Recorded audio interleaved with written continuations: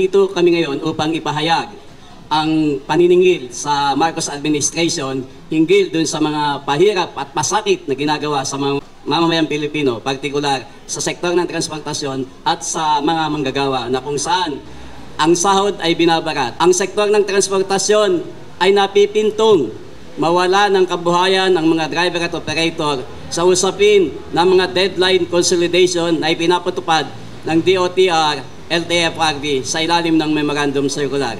Ito rin ang dahilan kung kaya nandito kami ngayon upang ipahayag ang 3 araw na tigil pasada na ilulunsad ng sektor ng transportasyon kasama ang malawak na sektor ng mga mamamayan. Magkaisa tayo, manindigan tayo, ipaglaban natin ang ating kabuhayan. Nasa atin ang pagkakaisa at nasa atin ang tagumpay. Ito ang kinakailangan nating gawin upang ipaglaban natin ang ating mga kabuhayan sa sektor ng transportasyon. Ang sektor ng transportasyon ay napipintong maging corporate takeover. Unang hakbang pa lamang itong application for consolidation at alam naman natin na hindi ito magmamaterialize, pinatunayan na sa kasaysayan na nagkandalugi, nabaon sa utang at nagkandasira yung mga unit. Hindi natin alam bakit ipinagpapatuloy pa itong palpak na programa na modernization. Ang gusto nating modernization, progresibo, makabayan, tunay, abot kaya na pamasahe ng mamamayan. Yun yung gusto nating modernization. Hindi natin kailangan itong mga foreign import-export policy na ipinapatupad ng kasalukuyang administrasyon. Gusto natin ay rehabilitation. Upang sa ganoon, sa simpleng rehabilitation, lilikha ito ng maraming trabaho sa mga mamamayan natin. At ito ang sasagot doon sa kakulangan ng trabaho at kabuhayan ng bawat isa sa atin. Sa magandang umaga at mapagpalayang araw sa ating lahat. Dagdag sahod at prangkisa, panawagan ay pagkakaisa. Sa darating na Labor Day, sa Mayo 1, makikita natin na habang ang ating mga tsuper, operator at iba pa sa transport groups nagsasagawa ng tigil pasada, ang tugon ng mga manggagawa ay malakihan at malawakang kilos protesta. Ang mga government workers, ang mga workers sa private sector, nakikisa sa panawagan ng prangkisa, ng pagpapanatili ng prangkisa, sapagkat alam natin na papatayin ang ating mga tsuper at operator na dito sa planong PUVMP na ngayon ay pinatutupad ng rehimen ni Bongbong Marcos Jr. Malinaw na mamamatay ang mga maliliit na sa transport groups tulad ng binanggit ni Angelica. Kaya kami ay nakikisa sa panawagang ito, ngunit sabay nito ang panawagan sa dagdag sahod. Ngayon, mga panahon, hindi maikaila yung sobrang init. Grabe yung init, ano? Pero yung init ng galit na manggagawa ay lalong lalabas sa Mayo 1 kahit sa panahon ng transport strike dahil labis-labis na ang pahirap na idinudulot ng rehimen ni Bongbong Marcos. Sa halip na unahin ang kapakanan at kagalingan ng mga ordinaryong mga mamamayan, nakakadismaya, no? Tsa-tsa ang inuuna, Maharlika Investment Funds ang inuuna, katiwalian at korupsyon. Pero yung batayang kahingian ng mga manggagawa, batayang kahingian ng mga tsuper at driver, parang ibinaon na lamang, no? Kung kaya't sa araw na ito, sa mga darating pa na mga pagkilos, ang panawagan ng mga manggagawa ay ang kahingian sa nakabubuhay na sahod na hindi dapat bumaba sa 1,200 pesos kada araw na kahingian sa private sector at sa mga government workers, tuloy-tuloy namin ipaglalaban yung 33,000 na minimum na buwanang sahod para matugunan yung tinatawag ng family living wage. Kami rin ay nakikisa sa malapad na kilusan ng mga manggagawa na mananawagan din ng dagdag sahod isa batas, 150 pataas ang panawagan na kahingian. Ito ay makakatulong sa kabuuang kahingian ng nakabubuhay na sahod na nakabatay sa living wage. Kaya ito ang inaasahan na sa buong Pilipinas, libu-libong mga manggagawa ang kikilos, mga government workers mula sa health sector, sa ating mga kaguruan, sa mga private sector workers, magsasanib ng lakas para padagundugin ang isang mainit na pagkilos sa araw ng Mayo 1? Magandang umaga po sa mga kapatid natin sa media, no, at sa lahat ng mga kababayan natin, mga manggagawa at mga ordinaryong mamamayan ang inaabot ng ating press conference ngayong umaga. So malinaw po ang bitbit na mga issue natin. Una, kaming mga manggagawa ay malakas na susuportahan ang tigil pasada mula April 29 hanggang Mayo 1. Ito po ay hanggang sa buong bansa, hindi lang dito sa National Capital Region. Bibigyan ko lang kayo ng ilang mga rason kung bakit nasa manggagawa ang lahat ng dahilan para sumama siya sa tigil pasada na ito na pambansa ang itsura. Malinaw po, tatanggalan ng hanap buhay ang libu-libo nating mga kapatid na driver at operator. Mawawalan sila ng hanap buhay, wala namang programa na malinaw ang gobyerno para bigyan sila ng panibagong hanap buhay. And therefore, madadagdag sila sa milyon-milyong mga manggagawa na walang trabaho. In short, gutom ang kanilang pamilya. Ikalawa na dahilan, tanging jeepney, traditional jeep na lamang po ang pinakamurang means of transportation para sa aming mga manggagawa na napakababa ang sahod, lalo na ang mga contractual, informal workers, mga estudyante, mga kababayan natin na araw-araw nagbabakasakali na maghanap ng trabaho. Jeep na nga lang pinakamura, tatanggalin pa, ibibigay sa malalaking Pilipinong negosyante, kasabwat ang malalaking dayuhan car manufacturer tulad ng China, ng Japan, ng Korea at ng iba pa.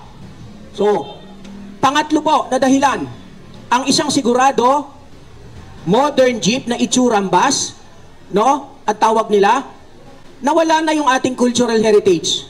Pero hindi yun ang pinakamahalaga. Ang pinakamahalaga, ang isang sigurado, itong si Guades, napakasinungaling nito eh. At saka itong si DOTR Secretary Bautista, ang sarap kutusan eh kung nandito eh, no? Sabi nila hindi daw tataas yung pamasahe. Isang malaking kasinungalingan. 2.8 ang halaga ng jeep. Paano mo babayaran? Simple. Tataas mo yung pamasahe para makabayad ka. In therefore, imagine niyo itataas ang pamasahe, yung dagdag na kita hindi mapupunta sa ordinaryong driver, mapupunta sa pambayad doon sa mga bagong modern jeep kung saan manggaling na bansa. Sa suma total, kukunin yung bilyon-bilyong halaga ng piso na ipambabayad sa 2.8 billion sa mga ordinaryong mga commuter. No? Mga manggagawa na kontraktual, mababa ang sahod, mga estudyante, no? Mga maralit ang lunsod. Tayo ang pagbabayarin. No? Kaya po, hindi ito namin tinatanggap. Kaya, again, uulitin ko, yan po ang mga pinakamabibigat na dahilan kung bakit 29 pa lamang ang mga manggagawa sa buong bansa ay sasama na sa tigil pasada ng mga kapatid nating driver at operator April 29 to May 1. Ikalawa, ano ba ang kalagayan ng mga manggagawang Pilipino sa usapin ng sahod? Magdadalawang taon na ito si Marcos sa kapangyarihan. Tumaas na ba ang sahod ng mga manggagawa? Di ba hindi? Nananatiling nakapako sa pinakamababang halaga. Mabuti na lang nagkaroon ng away ang Senado at Kongreso patungkol sa tsatsya. Kaya yung Senado ay nagkandara pa na ipasa yung 100 pesos across the board nationwide, provided para lamang po sa mga minimum wage earner sa buong bansa. So pinag-away pa. Paano kung lagpas ako sa piso? Hindi po ako makikinabang doon. No? Dahil minimum wage earner lang. So anong papatunayan natin doon? Sa kasaysayan natin, nagiging mabilis lang ang batas para ispasa kung ito ay certified as urgent bill ng Pangulo. Pero sa kasaysayan ng wage, inarangkada ng Senate, pwede palang gawin kahit hindi certified as urgent bill ng Pangulo. Pero itong Kongreso hanggang ngayon tutulog-tulog. Speaker Romualdez, gising-gising. Kung ano pinagagagawa niyo yan. Chair Nograles, Fidel Nograles, gising-gising, galaw-galaw. Nakadalawang hearing tayo dyan sa Kongreso. Pero hanggang ngayon, nag-recess na, wala kayong malinaw na sinasabi kung kayo ay magpapasa ng legislative wage increase. Again, ang kahilingan po namin, dagdag na sahod sa antas ng nakabubuhay or family living wage. Sa ngayon, magkano? 1,200. Yan dahil yan po ay aming constitutional and labor rights. Ikatlo, mabuti pa yung tsatsya, ang bilis umarangkada. So kaya po, yung charter change ay mahigpit naming tututulan yan. No? Dala namin sa araw ng Mayo 1, ibibigay ko lang sa inyo yung mga dahilan sa perspektibo ng manggagawa. Bakit kami tutol dyan? One, nagdududa kami na kahit economic provision ay pwede pang itawid sa political provision, which is napakadelikado ng extension ng mga nakaupo ngayon. Pero Kahit pa po economic provision lang, tutol kami. Bakit? 100% land ownership. So, simple, kayang-kayang bili ng mga dayuhan yung lupain natin sa Pilipinas. Wala na nga lupa yung mga magsasaka, kaya meron po tayong food shortage. No? Kasi walang mapagtamnan. Inaangkin lang ng mga malalaking Panginoong may lupa. So, ang hindi natin matatanggihan, mamamatay tayong lahat. Mamamatay tayo sa Pilipinas, ililibing tayo sa lupa ng Pilipinas, pero pag-aari ng dayuhan. Ikalawang punto, sabi ni Bongbong Marcos, para lutasin yung unemployment, mababang sahod, at iba pa, no? Kailangan ibukas yung ating ekonomiya sa charter chains para pumasok ang investor. Para pumasok ang investor, tanungin ko kayo, kailangan may pangako ka. Alangan naman pumunta ako sa iyo magnegosyo na wala kang ibibigay. Sa history ng Pilipinas, ang palaging ipinapangako sa usapin ng labor sectors, sige, pumunta kayo sa Pilipinas, titiyakin ko na mababa ang sahod ng mga manggagawa. Titiyakin ko na mananatili ang pinakamaraming contractual, both public and private. Titiyakin ko na magpapatuloy ang pangawasak sa mga unyon sa Pilipinas, saan yun ang atake ng NTF-ELCAC through red tagging. At hanggang ngayon po, nagpapatuloy yan.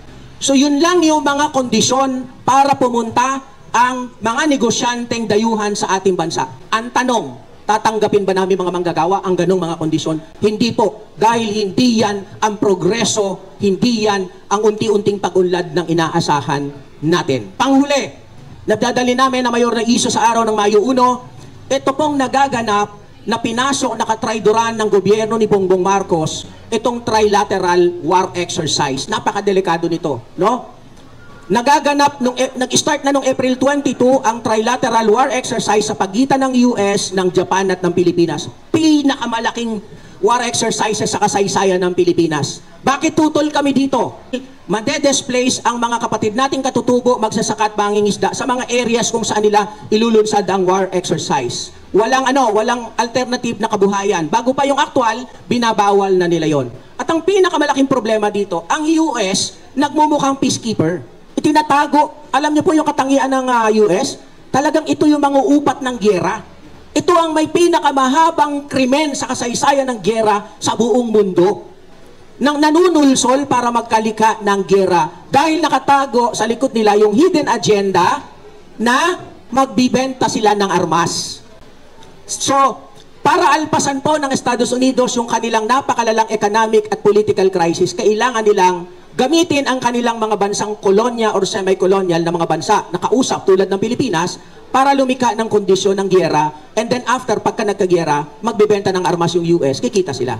So kaya pinalalala po nila yung tensyon. Sinasadya ng US na palalain ang tensyon sa pagitan ng Pilipinas at ng China.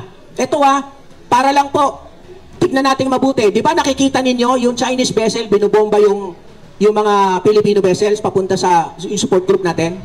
Dahil yun ang nakikitang visual ng ating mga kababayan na ang sama ng China. Si US, anong ginagawa? Kunwari, peacekeeper, no? Naglulunsad ng mga war exercise. Wala siyang direct attack. Kaya kung mababaw ang ating suri, titignan lang natin, mabuti yung US, masama yung China. So hindi po totoo. Ang stand naming mga manggagawa, ayaw namin sa US, ayaw namin sa China. We want an independent foreign policy para sa ating bansa. Kaya tuloy-tuloy po namin i-expose itong epekto ng war exercise natin ito na dapat itong tutulan at dapat putulin na ang lahat ng military agreement sa pagitan ng Pilipinas at ng Estados Unidos at iba pang mga bansa na napakadelikado dahil kakalad-kalinda tayo sa giyera, sila makikinabang at hindi natin kailangan makipaggiyera in the first place para resolbahin po yung ating ang mga problema sa kasalukuyan. So again, yan po ang aming malalaking issue na bibitbitin sa araw ng Mayo 1 at asahan niyo po na magkakaroon ng pambansang pagkilos sa mga sentrong rehiyon, sa Cebu, sa Panay, sa Iloilo, sa Central Luzon, sa Baguio, no, sa area ng Kabikulan, no, iba't ibang forma, may mga pagtitipon, may mga caravan, no, na isasagawa sa buong bansa bilang pagpapakita ng malakas na pagtutol ng mamamayang Pilipino sa pangunguna ng manggagawa dito sa karumal-dumal na kinakasakdala nating krisis sa ilalim ni Bongbong Marcos. Kaya 4 na araw na lamang ang Mayo 1, maniningil ang mga manggagawa at ang taong bayan kay Bongbong Marcos sa kanyang kapabayaan sa usapin ng napakalalang krisis at itong posibleng makaladkad tayo sa giyera. April 29, hanggang Mayo 1, declaration po ng transport strike. At ito ay may iba't ibang mga mass-up sa area sa buong NCR at sa iba't ibang region. Partikular sa National Capital Region, yung mga major road, kagaya ng Alabang, Baclaran, Sukat, Top Avenue, Agoncillo, Para, Monumento, Novaliches, Litex, Anonas, Project 2 and 3, at Katipunan, Pilcoa. Yung pong mga major road na yan, na kung saan magtitipon-tipon sa umaga pa lamang at sa hapon ay tutungo sa mas malaking assembly hanggang magsanit sa Mayo 1, sapagkat ilang araw na lamang po, ang 29 po ay huling araw na inaibinigay na deadline for consolidation, at ang 30 ay disperas, at ang 1 ay sabi nila paghuhulihin na raw yung mga jeep. Karapatan ng mamamayang Pilipino na maglingkod sa sambayanan. Kung kaya't kahit pa matapos ang deadline, hindi titigil sa pamamasada ang mga driver at operator. Maraming mga kolorom na walang linya na nagsisibiyahe. Bakit bumibiyahe? Sapagkat ang mga kolorom ay bahagi ng pagsiservisyo sa malawak na mamamayan. Ang mga walang prangkisa na bumibiyahe ay bahagi na obligasyon na punuan yung krisis sa transportasyon. Kami pa kaya na may linya, yellow plate, may prangkisa, nakarehistro ay hindi bibiyahe. Yun po yung mariing paninindigan na gagawin namin, lumagpas man yung deadline ng konsolidasyon. Dekada-dekada na kaming naghahanap buhay. Dekada-dekada na hawak namin yung mga prangkisa. Walang gumigimbala sa amin. Nag-modernize kami mula sa 3, maliit ang makina hanggang nilakihan ng makina, at umabot na sa sukdulan na compliance daw sa clean air gases, samantalang sino ba ang lumikha ng krisis doon sa mga globalized na Clean Air Act, green gas houses? Di ba yung mga mamaulad na bansa ang nagdala dito ng mga makina na mauusok? At kung ganun din lamang ang sitwasyon, ang public service ay wag dapat gawing negosyo. Ang public service ay isa sa pinakamalaking tungkulin ng gobyerno na akuin dapat ito, tulungan at bigyan ng lahat nararapat na kaayusan, sapagkat hindi tatakbo ang ekonomiya kung walang sektor ng transportasyon. Yan ang gagawin namin sa napipintong deadline sa April 30. Maglulunsad kami ng 3 araw na tigil pasada. At ang pinakapanghuli, sasanib kami sa uring mga manggagawa, dahil ang sektor ng transportasyon ay bahagi ng uring mga manggagawa, public transport worker.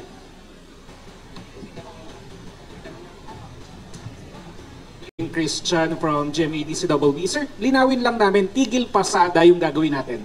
Walang babiyahe from 29 to May 1. Tigil pasada po yun.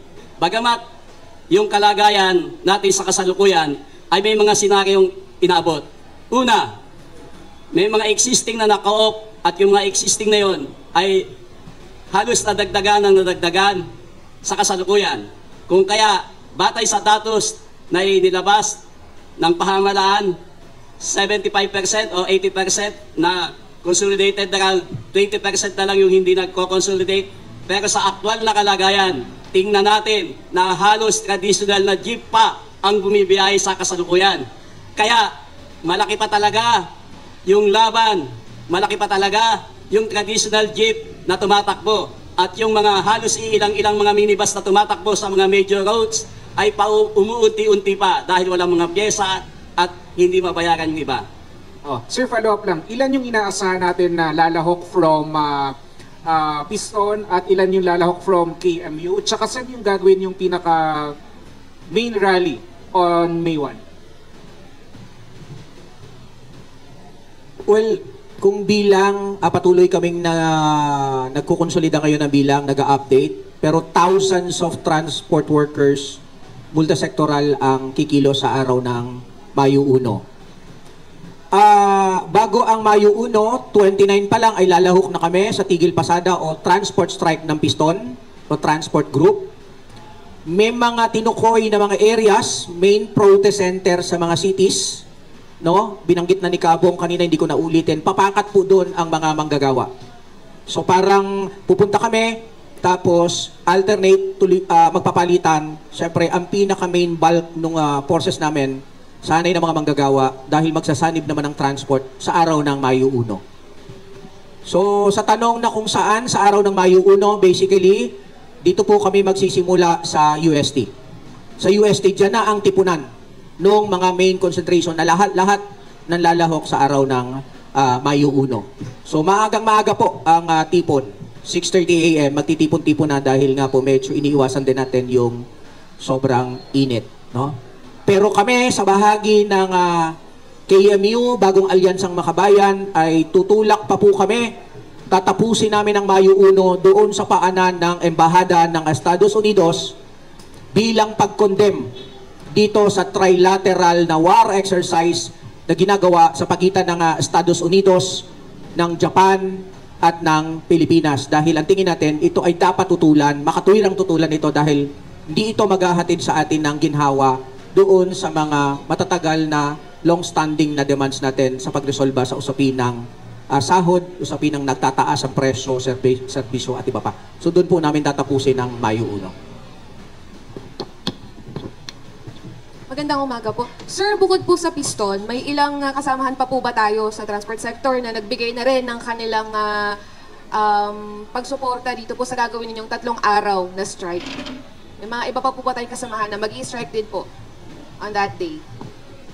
Sa transport sector, ang Manibela po ay kasalukuyang naghahanda din dahil sa ang Batayang Alyansa ng transport sector na binubuo. Tanging Manibela na lamang ang medyo nakitaan natin na progresibo, tutol doon sa tinatawag na corporate monopoly. Maliban doon, yung ibang kapatid natin sa sektor ng transportasyon ay umaayon na sa programa. Kung kaya, sa kabuuan, malaki ang epekto nito sa mga kapatid namin sektor na ipinakikipaglaban. Subalit, hindi mananaig, mas lalong mananaig ang katotohanan dahil pinatunayan na sa haba ng kasaysayan ang POB modernization ay hindi magmamaterialize. Bakit kamo? Mula noong 2014, na ibinalangkas nila yung Joint Administrative Order na labis-labis na multa. Inuumpisahan na po kami natanggalin. Traffic Management Crisis noong 2015, hindi nagmaterialize. At 2017, Department Order 2017-01, known as OFG, at sinundan to ng iba't ibang memorandum circular sa ilalim ng LTFRB. At nagkaroon ng pandemya, hindi tayo tumigil. Kahit pa pinasismo tayo, nananawagan tayo ng balik pasada sa panahon ng MECQ na. Natapos na yung Enhanced Community Quarantine at modified na. Hindi pa rin tayo pinapabiyahe sa panahon ng pandemya. Naggumit tayong bumiyahe dahil wasto ang panawagan natin makabalik biyahe. Kahit na 50% na, ayaw pa rin tayong bumiyahe. Pinilit natin bumiyahe, kaya nabuksan yung usapin ng biyahe natin at nakumpleto na ngayon.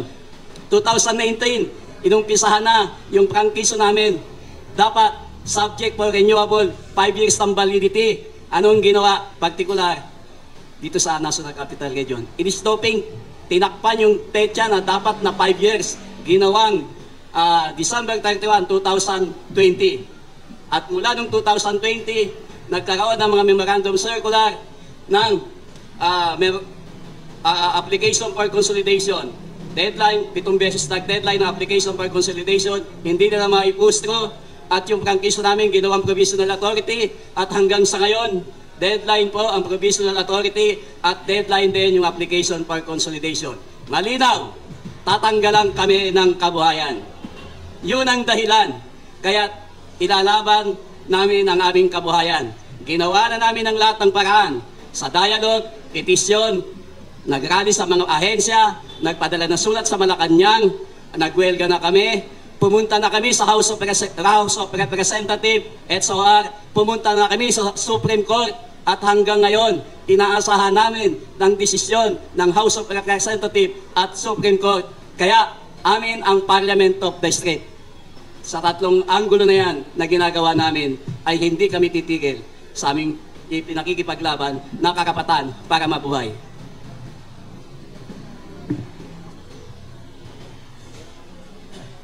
Mayroon pa po ba katanungan po?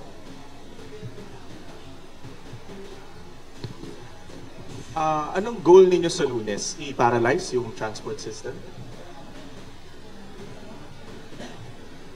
Ang goal namin mapakinggan yung aming hinaing. Sinabi ko nga kanina, ang sektor ng transportasyon ay hati-hati. Yung hati-hati na yon, maliit man na porsyento kung sa katotohanan naman, ay mangingibabaw yan. Hindi na tayo nag-usap kung ano pa man ng laki o liit. Nag-usap tayo kung paano tatamaan at maapektuhan yung malaking bilang, consolidated man o unconsolidated. Doon po tayo nag-uusap. Kaya lahat ay tatamaan. Anong mangyayari sa mga hindi sasali sa transport strike? Yung mga hindi sasali dahil sa kalagayan na may mga show cause order, may mga panguhuli, may mga panggigipit, at may mga harassment sa mga area. Natural lamang po yan. Pero yan ay resulta ng kalagayan na may pag-aalinlangan o takot sila. Kaya kailangan nating palakasin ng loob, kailangan natin silang manindigan para ipaglaban yung kanilang kabuhayan. Sir, like, dun sa huling strike po ba, di ba nagkaroon din ng transport caravan na nagdulot ng yung mga ireklamo ng mga otoridad, yung nagkaroon ng traffic. Ito po ba parang goal din natin to? Or ano po ba masasabi natin na yung strike ba, yung mga rallyista ba yung talagang nag-cause ng traffic? Sige. Ang piston po mula nung pinanganak, hindi tumigil sa strike. Panahon pa ni Carauda at hanggang panahon natin ngayon. Sa usapin ng strike, iba't ibang kalagayan yan. May strike, may Big Boob Caravan, na kapag yung Big Boob at Caravan na sinasabi natin, lumahok yung mga driver at operator. Kahit hindi ka magdeklara ng welga, refleksyon niya ng welga. Dahil yung mga driver at yung unit nila kasama lumalahok sa Big Move at Caravan. Yun, yung malinaw. Kung kaya kailangan natin pag-ibahin yung Big Move, saka yung Caravan at yung transport strike. Sa transport strike po, may mga requisitos tayong dapat maabot. Kagaya ng mga binanggit ko kanina na magkakaroon ng mass-up area. Mula sa mass-up area, mag-iipon-ipon doon. At yung mga driver at operator, yung mga pamilya nila, mag-iipon pa sa isang pinakamalaking assembly na magbubula sa North, sa South, West, and East. Ganun din sa mga region. Yung po yung requisitos ng welga. Dagdag lang doon sa sa binabanggit ni Kabong. Siyempre mainly ang gusto natin maparalyze. Sa totoo lang po, maparalyze ang mga ruta, no? Sa totoo lang, kahit yung mga pumasok sa consolidation, ang dami nilang problema ang kinakaharap ngayon. Kaya iba-iba yung level ng pahayag eh. Yung mga nagkonsolida, sasabihin nila, sige, kung hindi man 100% kaming sasama, pero may titigil sa amin sa pamamasada. Kasi nga hindi sila makaprontera eh. Obligado na sila eh. Pinapuwersa sila ng gobyerno na, hindi, bumiyahe kayo para i-debunk yung impact nung strike. Mapapansin nyo, yung strike na nakaraan, earlier pa, di ba, nag-anunsyo na wala ng pasok. Yung mga eskwelahan. Ano yung objective ng gobyerno sa likod? I-menos yung strike. Kasi ayaw nilang makita na nakatambak yung mga pasahero sa kalye dahil pag natambak ang mga pasahero sa kalye, walang ibang bobueltahan kung hindi yung kapalpakan ng gobyerno at pamamwersa na ipakonsolida yung mga operator at driver doon sa palpak nilang programa. So, bilang pandagdag po, kaya kailangan nga na maintindihan na sa strike na to, siyempre ang nasa frontera, mga driver at operator. Pero dahil commuter tayo na maaapektuhan ng programa, may pakialam tayo. Kailangan natin silang kumbinsihin sa iba't ibang level na pumunta sa mga protest center, makiisa. Isang mukha yun ng paralyzations at sampal yun sa gobyerno ni Bongbong Marcos na nandito ang mamamayan kasama ng mga driver at operator na tumututol dito sa inyong anti-chuper, anti-operator at pro-foreign na patakaran. So, tingin po natin, siguro kahit sa mga kapatid natin sa media, may intindihan nyo kami. Pwede ho tayong makipagtulungan sa iba't ibang level. Kung hindi kayang pumunta sa protest center, no, hindi magsalita, tumigil sa pamamasada. So lahat po ng pamamaraan ay kukumbinsi natin. Dahil hindi lang ang problema ngayon ay yung aktual na mawawalan sa April 30. Kahit yung mga pumasok sa consolidation, ang dami ho nilang problema. May mga kinasuhan pa nga ng karnaping. So wag na muna natin pag-usapan yung mga details na yun dito. So ganyan po ang range ng welga. Tapos pangalawa, yung blame na yung mga aktivista, ano yung tanong kanina, yung mga aktivista daw ang nakaka-cause ng traffic. Sa totoo lang, nakaka-insulto yung tanong na yon. Kung matino ang gobyernong ito at mga nagdaan pa, walang aktivista sa kalye in the first place. Walang lalaban na mamamayan kung matino ang gobyerno. Kaya wag natin pagbanggain na nakakos ng traffic yung rally sa pamamagitan ng mga aktivista, samantalang yung inihiling namin, no, ay para sa interes ng taong bayan, pagtaas ng sahod laban sa PUBNP. Ang tignan natin na matagal ng perwisyo, walang kwenta, yung nagdaang gobyerno at ang gobyerno ni Marcos. Dapat dyan natin iturol ang lahat ng sisi. Dyan natin iturol kay Bongbong Marcos bakit ang taas ng presyo ng bilihin dahil wala siyang kwenta. Every Tuesday magtataas mag-aanunsyo ang tatlong kumpanya ng langis, tataas ang presyo. Tameme ang Malacanang. May sinasabi ba si Bongbong? Patuloy ang pagtaas ng presyo ng bilihin. Tameme si Bongbong Marcos. Nagugutom, namamatay sa gutom ang mga manggagawa sa napakababang sahod. Tameme si Bongbong Marcos. Pero pagdating sa dayuhan, shit, no? Nagkukumahog, nagmamadali. Sumisip-sip sa tumbong ni Biden, no? Para lamang umako ng military aid, etc. and so on and so forth. So, hindi po ang mga aktivista, hindi mga aralista ang may problema. Ang may problema, yung gobyerno mismo. At the moment na may problema ang gobyerno, the more dapat na ang mamamayan ay buho sa kalye. No? Kung kinakailangan i-paralyze natin ng ilang araw, industrial strike, nationwide strike, tumigil ang ekonomiya, dapat pong mangyari yon dahil palpak ang gobyerno. At yun lang po ang nakikita nating ultimate na action para makinig. Dahil bingi ho talaga ayaw makinig hanggat wala siyang nakikitang malaking pagkilos ng mamamayang Pilipino. Dagdag yan, kinukundina namin ang ginagawang harassment ng gobyerno ni Bongbong Marcos sa mga the likes ni Marvel Buena na balita namin nung huling kilos protesta ay sinambahan ng kaso. Hindi na ito kakaiba doon sa ginagawa sa iba pa mga manggagawa, no? Na sinasampahan ng iba't ibang gawa-gawang kaso, mga unionista, mga organisador mula sa KMU, mula sa Courage at iba pa, na ngayon ay talagang ginagamit yung buong kapangyarihan ng gobyerno, yung NTF-ELCAC, yung AFP, PNP, yung NICA, umiikot ngayon sa iba't ibang ahensya ng gobyerno at mukhang pinaghahandangan nga yung malaking protesta sa Mayo 1 at sa halip na harapin yung lehitimong karaingan ng manggagawa, represyon at pananakot, no? At ang pinakamasahol nga, yung mga ginagawang extrajudicial killings. Kasama na dyan ang hindi nare-resolve ang kaso ni Jude Fernandez na nung nakaraang taon, Setyembre, ay pinaslang. Maraming mga political prisoners na nasa kulungan, mga organizers, mga aktivista na tumutulong para sa kapakanan at kagalingan ng uring manggagawa. Ano ang tugon ng pamahalaan, lalo pang represyon. Kaya kami ay kasama sa panawagan sa dagdag sahod ay tuloy-tuloy ng mga kampanya para isiwalat ang paglabag sa mga karapatan ng mga manggagawa sa ilalim ng rehimen ni Bongbong Marcos.